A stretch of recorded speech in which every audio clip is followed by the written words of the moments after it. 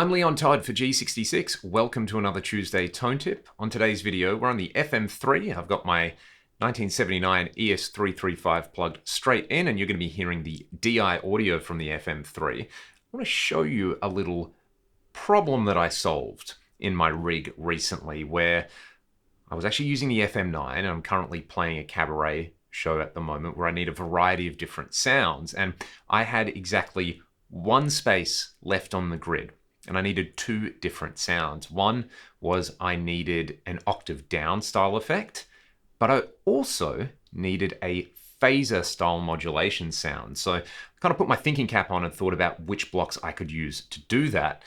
I'd already used up the pitch block though for a stereo pitch detune. So one block immediately came to mind for the octave down effect. And then I thought about it some more and I thought, you know what, I could probably set that up to maybe do a tremolo sound or do something that kind of sounds like a phaser. And this block is massively overlooked in my opinion, because when you dial it up at the stock settings, it kind of sounds like it's making robot noises. And by now you probably know that I'm talking about the ring modulator. So I want to show you three really musical applications of the ring modulator in this video that you can use in your own presets. Before we do though, I have a preset on the FM3 at the moment with the Class A 30 watt Brilliant amp model. This one's really easy to dial in. Just kind of turn the four knobs to around 1 o'clock, pair it with your favorite IR. I'm using my free LTTV Mix 7 IR. And at the moment, I've just got a bit of the large room reverb. This is such a wonderful crunch tone.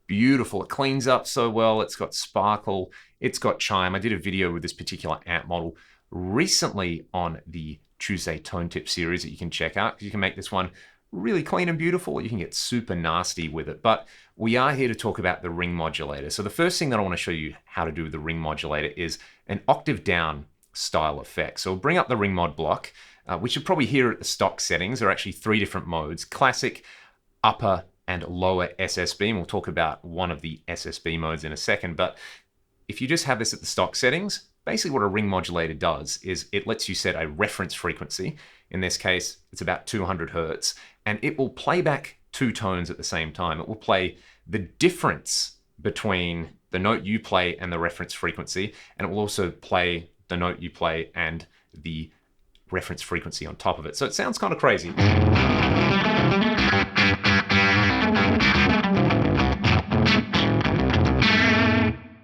Now you can do fun things like attach a modifier to the frequency, and you can sweep this with an expression pedal, which sounds kind of wild. You could attach an LFO to it if you wanted a similar effect in there. But one fantastic aspect of the Fractal Ring Modulator is this pitch tracking parameter. Let's turn that on, and let's set the frequency multiplier to 0.5. Doing this now is going to track the incoming pitch, and this will generate a tone that's dependent on the frequency multiplier. If I have the frequency multiplier at 1, it's just going to give us the tone back. But if I set it to a half, it's going to give me 1/2 of the incoming frequency, which is going to be an octave down. And this is a great funky old school octave.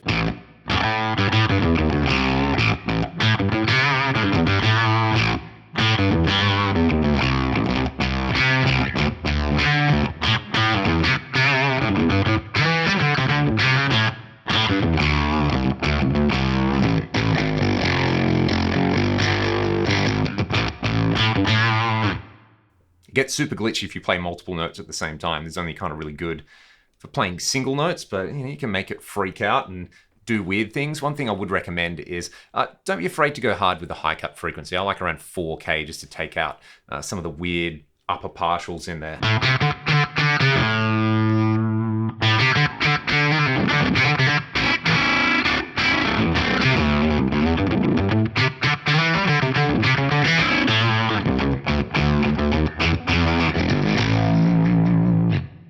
This is awesome with clean sounds. It's awesome with heavy distortion. There's just a great character to it. And again, to summarize, just turn pitch tracking on. You can play around with the mix if you like, but I like a 50% mix in there, and set the frequency multiplier to 0.5.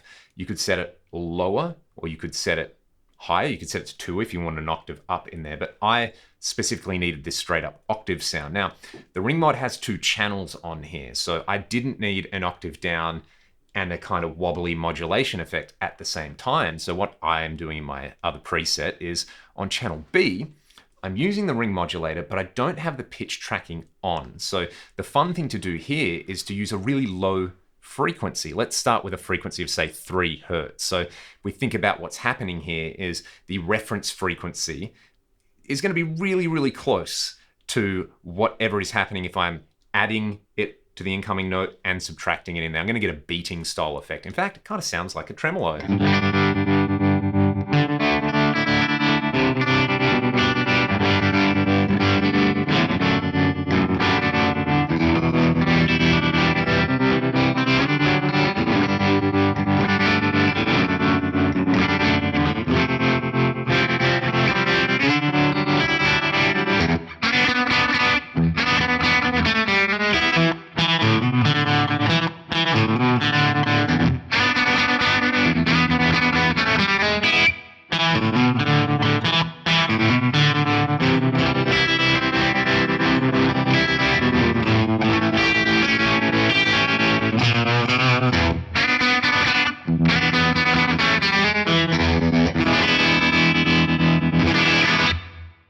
That's an awesome style effect. What we can do though is just isolate either the upper or lower ring modulator output on there. So if I chose upper, what I'm going to get is obviously the notes that I play into the ring modulator, but then I'm also going to have those same notes shifted up just by 3 Hertz in here. And this kind of gives us like a pseudo phaser style effect on here. Again, there's these subtle differences in the pitch that are happening, which is going to give us like a classic modulation sound. So check this out.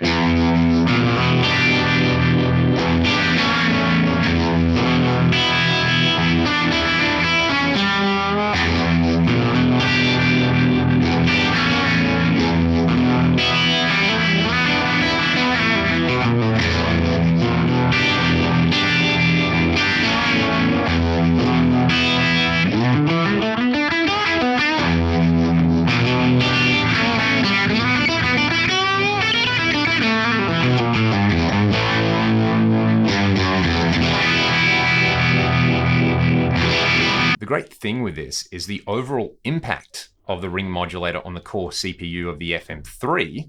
Where are we at? Around 49% at the moment. It goes down to 44.5. So it's like maybe 4% or something like that, which is fairly minimal. You can probably find room for this in most of your presets. And on the FM9, it uses up even fewer CPU resources on there. So I love that. I do love it as well, stacked with a fuzz. So let's do this. Let's place our ring modulator over here on the grid. We'll go to our octave down style effect, and I'm going to add the fuzz face in there. You can go super crazy and use something like the octave distortion if you want. Let's go to the fuzz face, crank up the drive and the level, and have some fun with this funky octave down on here. Check this out.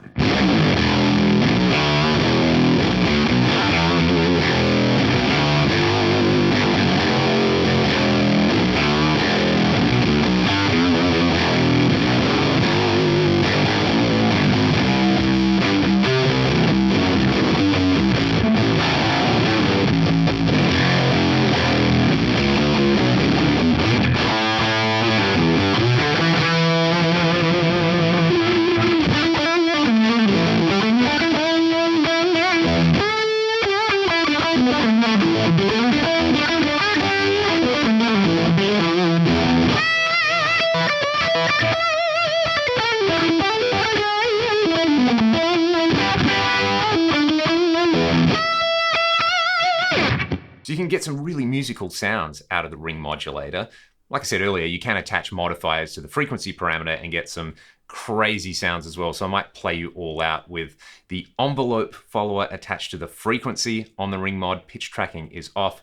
I'll add some delay on there and just make some weird alien noises. The Ring Mod, however, as we've seen, can do so much more than just those weird alien noises that most people associate with it. So I'd love to hear from you if you've used the Ring Mod pitch tracking trick, or you've set up for like a tremolo or phaser style sound.